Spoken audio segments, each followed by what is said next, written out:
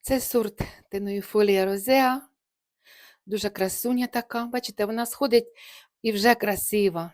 Сходить таким салатовим їжачком із гостренькими листочками.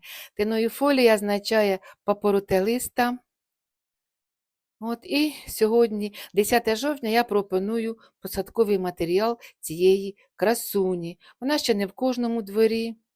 До речі, насіння вона не зав'язала, хто просив насіння. Тож пропоную ось такий корінь. Корінь хороший. Бачите, який корінь?